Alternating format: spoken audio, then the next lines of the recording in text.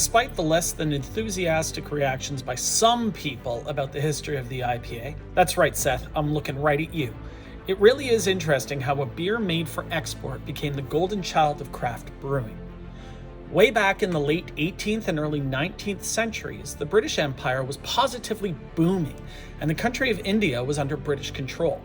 Frequent trade trips to the area were quite common, and in order to support those Brits who were working and living outside of England, the East India Company would ship resources from the homeland to the colonies. The crew of those ships would typically stock up on their needs and indulgences right before leaving, and the sailors would frequently enjoy a few pints on their long journey. Unfortunately, the quality of those pale ales would degrade quickly while at sea, and what started as a great beer soon became undrinkable.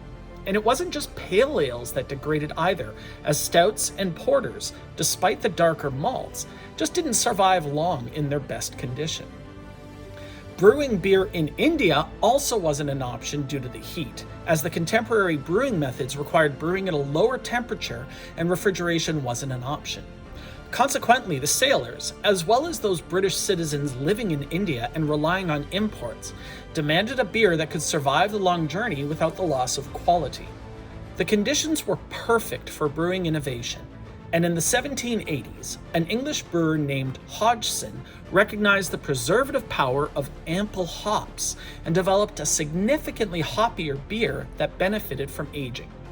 This prototype IPA, known then as an October Ale, was sold to exporters who determined that not only did the beer survive the trip to India, it got better throughout the journey. Soon the Hodgson October Ale was imitated by larger breweries like Bass Brewing, and IPAs became widely available. Unfortunately, with the advent of refrigeration, the India Pale Ale fell out of favor around 1900. But the modern boom in craft brewing in the 1970s revived the IPA style out of a desire to emulate those less recognized British styles.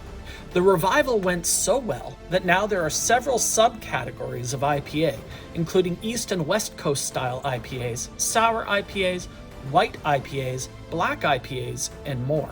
And the IPA is the most entered category at the American Brewing Awards. And now, whether Seth likes it or not, you know the history of the IPA. P.S. Screw you, Seth.